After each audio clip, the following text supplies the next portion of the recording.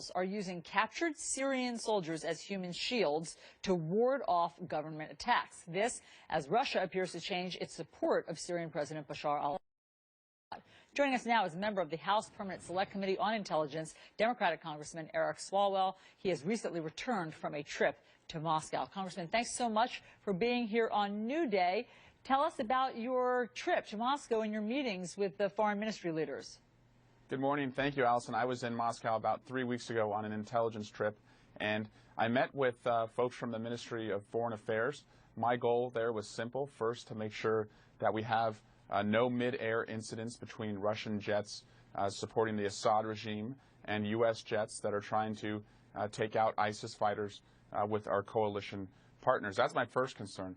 Secondly, I conveyed to the Russians that they are complicit in the slaughtering of innocent people on the ground in Syria. They are causing this refugee crisis to continue to escalate, and that there's no military victories to be found in Syria on behalf of the United States or Russia, and that we should do everything we can to find a way to find new leadership there rather than just see the death toll get higher and higher. Well, Congressman, that is a strong message that you issued to the leaders of the foreign ministry there. What was their response? Well, typical of the Russian propaganda machine, what they say and what they do are often the difference between daylight and darkness. And so they assured me that they only have an interest in fighting ISIS. However, what they are doing shows that they are clearly trying to support the Assad regime and are a part of the bombing of innocent civilians in Damascus. Right. So let's talk about that. How is what Russia is doing in Syria affecting the U.S. policy, and how should the U.S. be responding?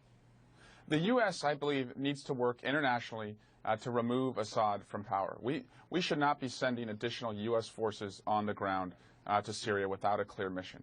I believe that the president's plan to put more individuals into Syria is very dangerous. I believe he's doing it without the authorization of Congress, and that he should go to Congress and ask for the use of military force so that we can define the scope of just what our role there is going to be. Otherwise, I do fear that we could have a mission creep, and pretty soon we could see hundreds or thousands of U.S. soldiers on the ground mired in this mess that is the Syrian conflict. And Congressman, look, you're in Congress. What do you think Congress's appetite is or willingness is to vote on a measure in Syria?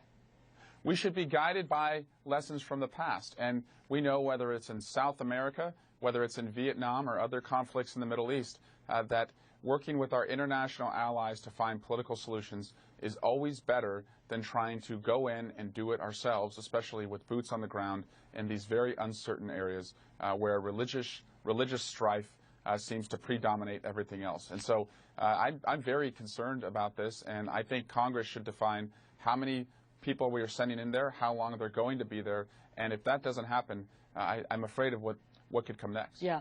Congressman, very quickly, I want you to comment on our top story, and that is what happened with this Russian metro jet. Are you confident, having now dealt with the Russians, that we will get real information from them about what caused this crash?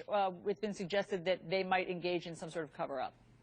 There's three propaganda machines here at work. First, the Egyptians, they don't want it to be terrorism, so without much of an investigation, they're ruling that out. The Russians don't want it to be an airliner mechanical failure, so they're suggesting that it's terrorism. And then, of course, ISIS is claiming responsibility without much evidence. There's only one version of the truth. Hopefully, for the sake of the traveling public everywhere, we can get to the bottom of it. Absolutely. Congressman Eric Swalwell, thanks so much for being on New Day. Thank you, Allison.